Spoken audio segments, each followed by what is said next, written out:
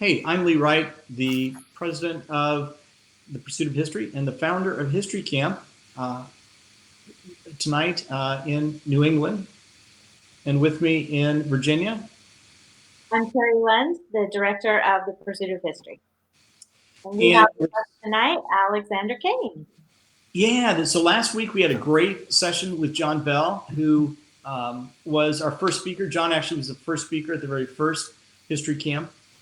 And his topic last week was the road to Concord, the lead up into the battle for Lexington and Concord. And so we thought that the follow up to that should be tonight's, or the speaker rather, for a week from tonight, 8 p.m., Alex Cain, who has written about the impact of that day on the residents, the people who live there. We all know about the battle, but there's such a fascinating story about the impact that day had on the residents of Lexington and Concord. So, Alex, thanks for joining me.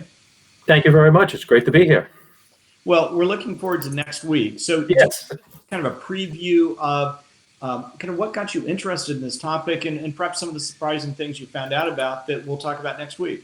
Absolutely. I have been interested in the American Revolution since I was probably about 5 years old. And by the time I was about 40, 45, I was getting a little tired of just reading about the military actions and the activities of the Minutemen or the light infantry. And I started to ask myself, what went on with the people who were behind the scene, the people who were caught in this war zone and literally had to flee for their lives. And I did a lot of work with Minuteman National Park in researching this topic. And I found out a lot of interesting things. For example, the experiences of the women and children that day and what they went through is one topic that really caught my attention. Another topic, which really hasn't received much focus, and it should, is the experiences of the enslaved people on April 19th, 1775. And finally, one thing that stood out was the aftermath of the day's events, what happened in the various towns, and how the population was really impacted in the days after Lexington and Concord. Yeah, Alex, you've written a book about that, actually two books about Yes. the Revolutionary War. Give us the titles of both those and tell us a little bit about what they cover. Sure. My first book is We Stood Our Ground, the first year in Lexington.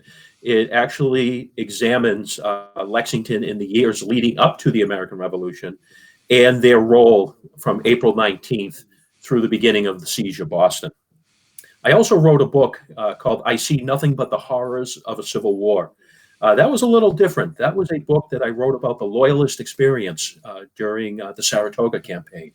And it focused on New York and New England Loyalists and the difficulties and troubles they experienced, not just at the hands of the American patriots, but also at the hands of the British government as well. That's fascinating. I think that both those topics are ones that are new to lots of people. They no doubt sense that surely there was some impact on not just the men of the household, but the families in Lexington and Concord. And I think everyone has gotten some sense that it was a very difficult time on both sides, including with the Loyalists. So it'll be interesting to learn about Lexington and then also the Loyalists and the angle that you just talked about, the kind of the way they were treated by the British government, the British soldiers, and so on. Yes. So, Alex, tell us a little more about the research process. How long did this take? What was this? What was involved in this? What were some of the sources that you found to help shed light on all this? This is a continuing process, particularly when it dealt with the civilian evacuations of April 19th. It initially started off with the Doolittle prints, the famed Doolittle prints. And if you look at plate number 3, which shows the burning of East Lexington, that's what really got my attention as to what happened. Unfortunately, history in the 18th century is not written by children, women, or enslaved people that often. It's very rare to come across such documentation. So I had to go into early 19th century when these witnesses were older, or perhaps if they were child witnesses, they had grown up and then given adult statements. So I was able to get a sense and an idea what was going on. Then I went back because if you're going to rely upon secondary sources, you got to go back and corroborate it. So I spent the time poring through official government documentation located in various towns, the Massachusetts Provincial Congress records, the Massachusetts State Archives, to find these various accounts. And I was also very fortunate to have other historians help me. Jim Hollister from Minuteman National Park, Joel Bowie, who's affiliated with Skinner Auction, and John Bell. They were able and very supportive to provide documentation to me. For the Loyalists, it was a little difficult as well, but fortunately, the great country of Canada has a lot of Loyalist materials available up there. So I was able to obtain a lot of information through various organizations up in Canada, where I was able to get what was called Loyalist pension claims. At the end of the American Revolution, when these families were forced to flee from the United States, they were destitute, and many of them were left in refugee camps up in Canada. And they were looking for some form of financial compensation just to start over, just to get back on their feet. And so they would file these petitions and claims with the British government, justifying to show either A, they had served military with the Crown forces, or B, they were loyalists who happened to be caught at the wrong place at the wrong time. So as a result, they filled out all these pension claims, and I was able to get access to that. I also lucked out. I had Saratoga National Park. Eric Schnitzer was a great resource, and Gavin Watts out of, I believe he's out of Ontario, was a great resource providing me original documentation. A lot of original research. Sounds like digging through sources that perhaps not received much attention in the past. They haven't, and that's the tough thing, particularly with the Loyalists. There was one particular organization that I focused on, which was an organization called McAlpin's Corps of American Volunteers, which was a military unit made up of Loyalist refugees. And they spent, after the Saratoga campaign, most of their time in refugee camps. And to find their documentation, I first started at Saratoga National Park, worked my way up to Canada, and eventually found what I was looking for in a little old museum down in New Jersey, where some of the microfilms were located, and I was able to review it there to find it.